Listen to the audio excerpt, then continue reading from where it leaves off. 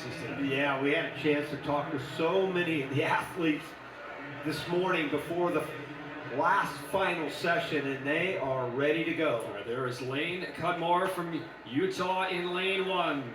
And a look at Anita Griffin representing Massachusetts. She will be in 2.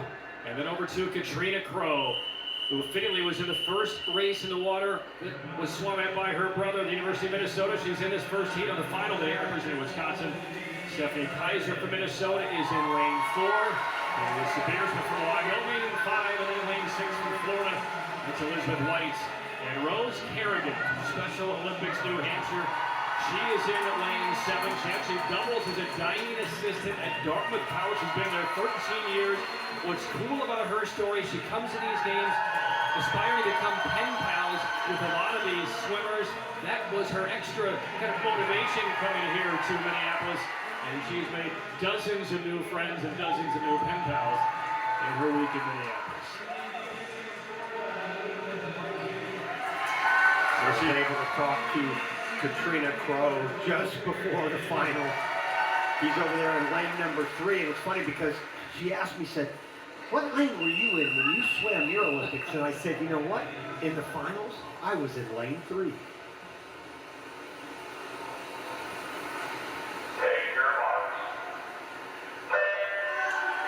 So then that's going to be my lucky lane, and who knows what will happen. She's off to a pretty good start there in lane 3. It's her first Special Olympics USA Games. Again, her brother Travis swam in this pool back in 1999 through 2002. And his sister Katrina is going to be first at the wall in this 4-lap 100 final. Wow, that's a good turn there.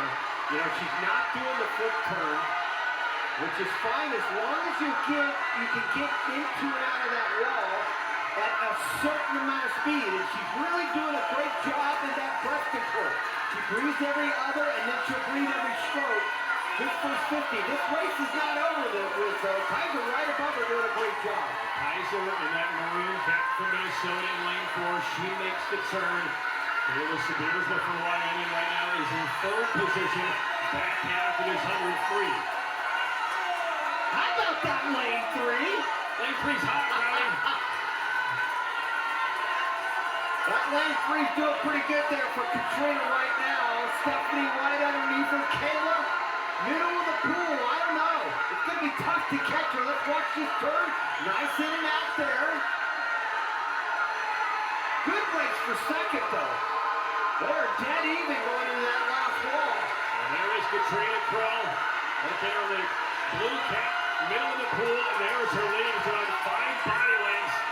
As Katrina Crow from Special Olympics Wisconsin is about to take down gold in her brother's pool on the campus of the University of Minnesota.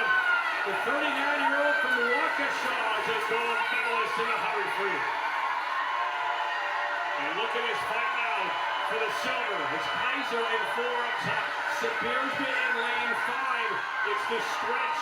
And unofficially, it's going to be Kaiser. Sabiersma, the bronze, the 1-2-3 finish. Another great finish here for 4th. It's Elizabeth White at the bottom. Anita Griffin up in lane 2. And Rose Kerrigan will touch down in lane 7. And Lane Cudmore up in lane 1, the 34-year-old from Special Olympics Utah. Within the Special Olympics program for Utah for 26 of her 34 years. There's a little touch. Cudmore will finish 7th.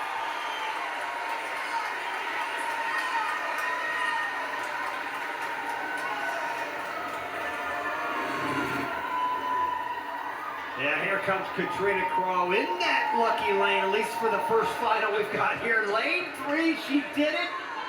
What a swim for her, dominating this race, but what a race for the silver here. Kaiser, right there, who's gonna get it? And a good underwater finish by Stephanie Kaiser. Great race though for bronze. 5 100ths of a second, separating Kaiser and Sabiersma, silver and bronze. Katrina Crow, how special that feeling must be for her. Winning gold here at the 3-minute quad 7.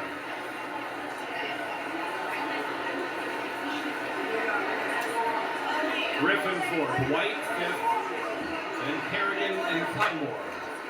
And one thing I noticed, Rowdy, just at that opening race on this last day, it has been loud in this facility all week.